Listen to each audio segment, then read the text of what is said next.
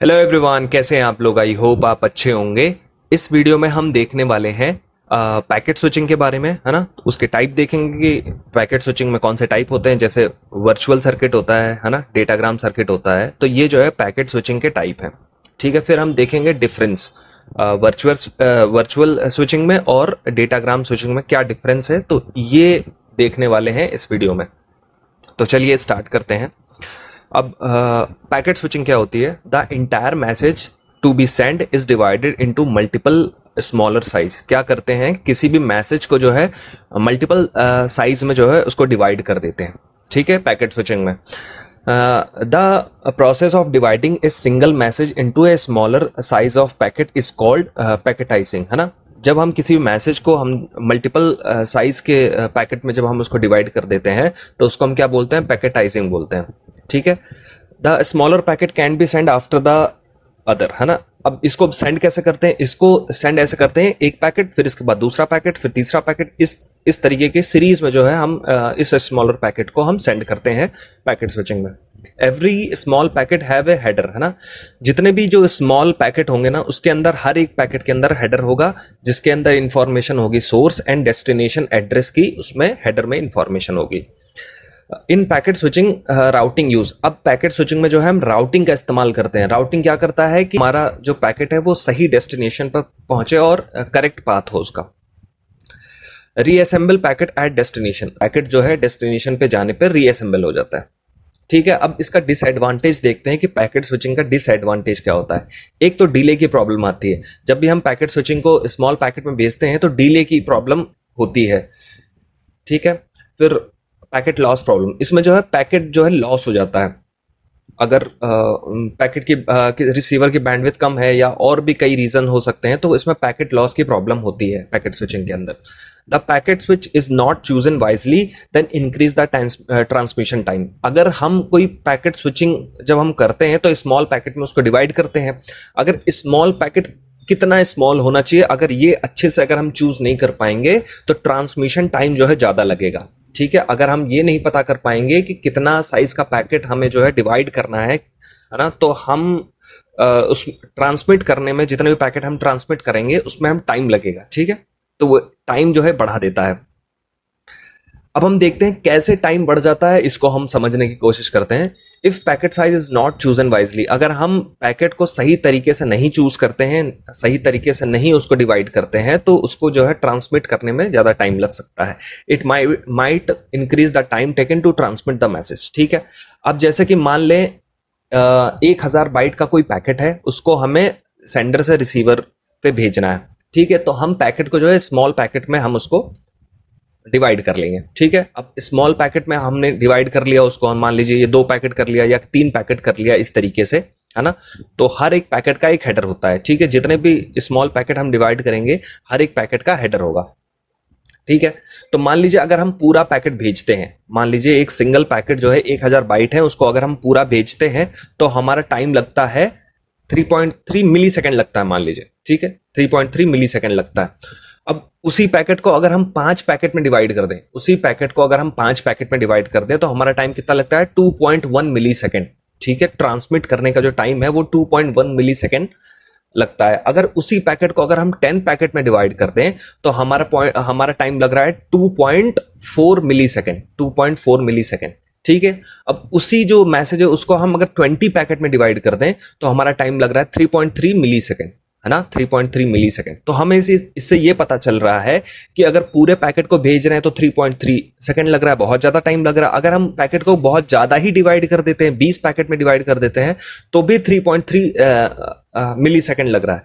तो अगर देखा जाए तो जो रिलायबल अगर पैकेट का साइज अगर हम डिवाइड करें, जैसे कि अगर हम 5 पैकेट को अगर हम एक पैकेट को अगर हम 5 पैकेट में डिवाइड कर दें तो सबसे कम टाइम लगेगा ट्रेवल करने में। तो हमारा जो वाइजली चूजन जो पैकेट हो गया हमारा, हम एक पैकेट को 5 पैकेट में डिवाइड कर सकते हैं।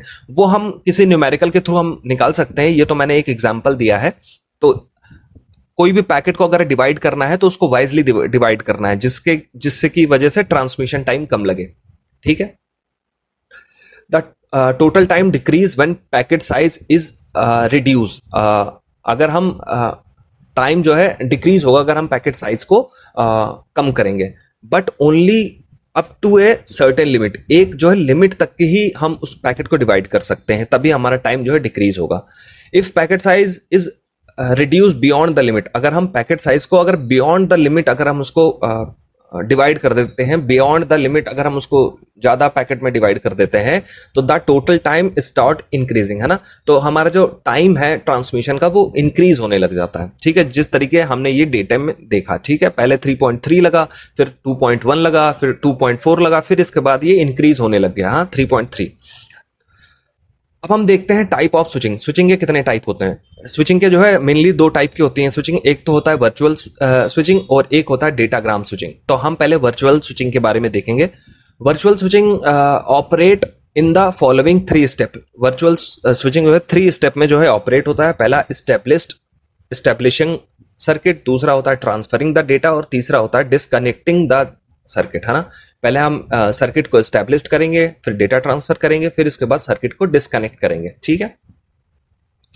अब एस्टैब्लिश्ड किस तरीके से होता था? Logical connection is established between the 2 ends, है ना। एक लॉजिकल कनेक्शन हम एस्टैब्लिश करते हैं 2 एंड के बीच में, ठीक है। It provide the dedicated path, है ना, dedicated path for the data to travel one to another end, है ना। तो क्या करते हैं, एक डेडिकेटेड पाथ होता है वन एंड से अदर एंड के बीच में। डेडिकेटेड पाथ का मतलब होता है कि एक फिक्स लाइन होती है किसी पर्टिकुलर यूजर के लिए, उसकी फिक्स बैंडविड्थ होती है, इसके अलावा कोई यूजर उसको इस्तेमाल नहीं कर सकता है। वो लाइन जो है उसी पर्टिकुलर यूजर के लिए फिक्स होती है, उसको हम बोलते हैं डेडिकेटेड पाथ, ठीक है। The resources are reserve at intermediate switches which are used during the transmission, है ना। जब हम ट्रांसमिट करते हैं अपना डेटा तो इंटरमीडिएट स्विचेस जो होती हैं वो रिसोर्सेज को जो है रिजर्व करती हैं, है ना, ट्रांसमिशन के दौरान, ठीक है। ट्रांसफरिंग द डेटा, अब डेटा को कैसे ट्रांसमिट करते हैं ये हम देखते हैं। After the connection is establish, जब हमारा कनेक्शन बन जाता है डेडिकेटेड पाथ के थ्रू, the entire message travel over the dedicated path from one end to other end, है ना। तो हमारा जो पैकेट होता है, हमारा जो मैसेज होता है वो डेडिकेटेड पाथ के थ्रू वो ट्रेवल करता है। अब डिस्कनेक्ट कैसे होता है? The after the data is transfer complete, जब डेटा हमारा जो है कंप्लीट हो जाता है, ट्रांसफर हो जाता है, तो द कनेक्शन इज डिस्कनेक्ट। तो इस तरीके से जो है हमारा कनेक्शन डिस्कनेक्ट हो जाता है, वो एक एंड से डिस्कनेक्ट होता है, चाहे रिसीवर उसको डिस्कनेक्ट कर दे या सेंडर उसको डिस्कनेक्ट कर दे जब डेटा कंप्लीट हो जाता है। तो अब हम डेटाग्राम स्विचेस के बारे में बात करते हैं कि डेटाग्राम स्विचिंग क्या होती है। In datagram switching there exist no dedicated path for the data to travel, है ना। इसमें कोई डेडिकेटेड पाथ प्रोवाइड नहीं किया जाता। जैसे कि डेडिकेटेड पाथ का मतलब है कोई फिक्स लाइन जो है किसी यूजर को नहीं दी जाती है कि आप इधर से डेटा पास कर सकते हैं, ठीक है। ना ही कोई एक फिक्स बैंडविड्थ दी जाती है, ना ही कोई एक फिक्स पाथ दिया जाता है पर्टिकुलर यूजर को, है ना। तो इसमें कोई डेडिकेटेड पाथ नहीं होता है डेटा को ट्रेवल करने के लिए, है ना। ये कनेक्शन लेस होता है। कनेक्शन लेस का क्या मतलब होता है? No connection setup before the data transfer, है ना। हम जो है डेटा ट्रांसफर करने के लिए कोई कनेक्शन को जो है एस्टेब्लिश नहीं करते हैं, कभी भी डेटा को हम ट्रांसफर कर सकते हैं, ठीक है। नो फ्लो कंट्रोल मैकेनिज्म, इसमें जो है कंट्रोल नहीं कर सकते हैं डेटा को, है ना, कि कितना डेटा भेजना है रिसीवर तक, मतलब वो अपने बफर में स्टोर कर सके। तो इसमें फ्लो कंट्रोल को रोकने की कोई मैकेनिज्म नहीं है, ठीक है। नो सीक्वेंसिंग, है ना, इसमें सीक्वेंस जो है नहीं होता है डेटाग्राम स्विचिंग में। सीक्वेंस का मतलब क्या होता है? Packet deliver out of order. जैसे कि जो हमारा पैकेट होता है 1 बाय 1 ट्रेवल करता है, एक पैकेट, दूसरा पैकेट, तीसरा पैकेट। तो जो पहला पैकेट है वो लास्ट में भी आ सकता है, दूसरा पैकेट जो है वो सबसे पहले भी जा सकता है। तो इसमें कोई सीक्वेंस नहीं होता है डेटाग्राम स्विचिंग में। The header of each packet contain the source and destination address. इसमें क्या होता है कि जो सब जितने भी पैकेट्स होते हैं उसमें हेडर होता है जिसमें सोर्स और डेस्टिनेशन का एड्रेस होता है, ठीक है। When any intermediate switches receive the packet it examine it's destination address. जब भी इंटरमीडिएट स्विचेस जो है पैकेट को देखता है तो उसमें एग्जामिन करता है डेस्टिनेशन है, कहां भेजना है उसको, ठीक है। The best example is email service. जो ईमेल सर्विस है वो डेटाग्राम स्विचिंग का एक बेस्ट एग्जांपल है। जैसे कि क्या करते हैं हम ईमेल स्विचिंग में हम करते हैं पहले पैकेट को हम डिवाइड करते हैं, जो भी हमारा ईमेल है उसको हम स्मॉल पैकेट में डिवाइड करते हैं, फिर उसमें हम सोर्स और डेस्टिनेशन आईपी एड्रेस डालते हैं। Router choose the different route, है ना, जो हमारा राउटर है ना वो अलग अलग पैकेट को अलग अलग डिफरेंट रूट में जो है उसको भेजता है। फिर इसके बाद रीअसेंबल द ओरिजिनल मेल, फिर इसके बाद रिसीवर के पास जैसे ही मेल पहुंचता है उसको रीअसेंबल हो जाता है वो मेल, है ना, पूरे एक पैकेट में पूरा फिर कन्वर्ट हो जाता है। अब हम डिफरेंस के बारे में देखते हैं कि सर्किट स्विचिंग और डेटाग्राम स्विचिंग में क्या डिफरेंस है।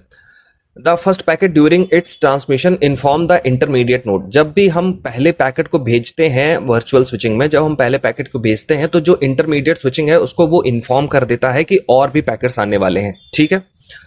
The reserve resources CPU bandwidth and buffer for the following packet at all the switches on the way, है ना। तो ये क्या करता है कि जो रिसोर्सेज होते हैं बीच में, है ना, उसको रिजर्व करके रखता है। जैसा सीपीयू हो गया, बैंडविड्थ हो गया, उसकी बफर हो गई, है ना, इन सबको रिजर्व करके रखता है आने वाले पैकेट के लिए। तो ठीक है, जब ये ट्रांसमिट करता है तो पहले ये इन्फॉर्म करता है, ठीक है, वर्चुअल स्विचिंग। अब डेटाग्राम स्विचिंग में क्या होता है, the first packet does not perform any such as task during its transmission. इसमें ऐसा कोई ट्रांसमिशन जो है परफॉर्म नहीं होता। The packet is never discarded at the intermediate switches and immediately forward since resources are reserve for them, है ना। इसमें जो है पैकेट डिस्कार्ड नहीं होता है ना, इंटरमीडिएट के थ्रू। इंटरमीडिएट जो स्विचेस होती हैं वो किसी भी पैकेट को डिस्कार्ड नहीं करती हैं। ये क्या करती हैं, जैसे पैकेट उसको मिलता है वैसे ही फॉरवर्ड कर देती हैं आगे वाले स्विच को, ठीक है। द पैकेट में भी डिस्कार्डेड, इसमें क्या होता है, पैकेट को डिस्कार्ड किया जा सकता है इंटरमीडिएट स्विचेस के दौरान, है ना। इंटरमीडिएट जो स्विचेस होती हैं वो पैकेट को डिस्कार्ड कर सकती हैं। If the sufficient resources are not available, अगर अगले स्विच के पास अगर सफिशिएंट रिसोर्सेज नहीं है, जैसे बैंडविड्थ अवेलेबल नहीं है या बफर अवेलेबल नहीं है, तो वो पैकेट को डिस्कार्ड कर सकती हैं, ठीक है। It is connection oriented service since the resources are reserve for the packet at the intermediate switches, है ना। तो ये क्या होता है, कनेक्शन ओरिएंटेड होते हैं, है ना। कनेक्शन ओरिएंटेड का क्या मतलब होता है कि जो रिसोर्सेज होते हैं बीच में जो स्विचेस होती हैं वो रिसोर्सेज को रिजर्व करके रखती हैं पैकेट को भेजने के लिए, ठीक है। और डेटाग्राम स्विचिंग में क्या होता है कि ये जो है कनेक्शन लेस होती हैं, इसमें कोई रिसोर्सेज को रिजर्व नहीं किया जाता है किसी भी पैकेट को भेजने के लिए, ठीक है। All packet follow the same dedicated path. इसमें पैकेट स्विचिंग में क्या होता है, जितने भी पैकेट ट्रेवल करते हैं उनको एक डेडिकेटेड पाथ प्रोवाइड किया जाता है जिसकी वजह से वो एक ही पाथ में डेटा को ट्रेवल कर सके। लेकिन डेटाग्राम स्विचिंग में जो है ऐसा कुछ होता नहीं है, वो पैकेट को किसी भी रूट से ये भेज देता है, इंडिपेंडेंटली रूट से ये पाथ से भेजता है। Data appear in order at the destination, ये इन ऑर्डर में जो है डेटा ट्रेवल करता है, मतलब एक के बाद एक पैकेट जो है डेटा का ट्रेवल करते हैं। इसमें पहला पैकेट, दूसरा पैकेट, तीसरा पैकेट, इस तरीके से जो है ऑर्डर में जो है पैकेट जो है ट्रेवल करते हैं। लेकिन डेटाग्राम स्विचिंग में क्या होता है, डेटा में भी अपीयर आउट ऑफ ऑर्डर, मतलब आउट ऑफ ऑर्डर में जो है डेस्टिनेशन तक पहुंचते हैं। कोई पहला आ गया, फिर इसके बाद चौथा आ गया, फिर इसके बाद 10वां आ गया, इस तरीके से जो है डेटा जो है आउट ऑफ ऑर्डर में आते हैं। It is highly reliable since no packet are discarded. ये जो है हाईली रिलायबल माना जाता है, पैकेट स्विचिंग जो है हाईली रिलायबल है क्योंकि इसमें जो है पैकेट कोई डिस्कार्ड नहीं होता है ना, कोई भी पैकेट जो है लॉस नहीं होता है। It is not reliable since packet में भी डिस्कार्डेड, इसमें क्या होता है कि ये रिलायबल नहीं होता डेटाग्राम स्विचिंग, है ना। इसमें पैकेट कभी भी डिस्कार्ड किया जा सकता है इंटरमीडिएट स्विचिंग के दौरान। Only first packet required the global header which is identify the path from one end to another end, and all the following packet require the local header which is identify the path from hope to hope, है ना। तो इसमें क्या करते हैं packet switch virtual switching में हम करते हैं कि ग्लोबल हेडर जो है इसमें एक प्रोवाइड करवाते हैं। फर्स्ट पैकेट के अंदर ग्लोबल हेडर होता है, फिर इसके बाद जो पीछे पैकेट्स आते हैं, है ना, उनमें जो है लोकल हेडर होता है जो कि होप टू होप जो है अपना एड्रेस बताती रहती है। All the packet required the global header, है ना, which is contain full information about the destination. इसमें क्या होता है, हर एक पैकेट जो है उसमें ग्लोबल हेडर होता है जो डेस्टिनेशन की एड्रेस बताती है। तो इसमें ग्लोबल हेडर जो है हर एक पैकेट के अंदर होता है। Virtual circuit switching is normally implemented at the data link layer. जो वर्चुअल स्विचिंग होती है ये डेटा लिंक लेयर में यूज होती है, ठीक है। Datagram switching is normally implemented at the network layer. जो डेटाग्राम स्विचिंग होती है वो नेटवर्क लेयर में यूज होती है। So thank you.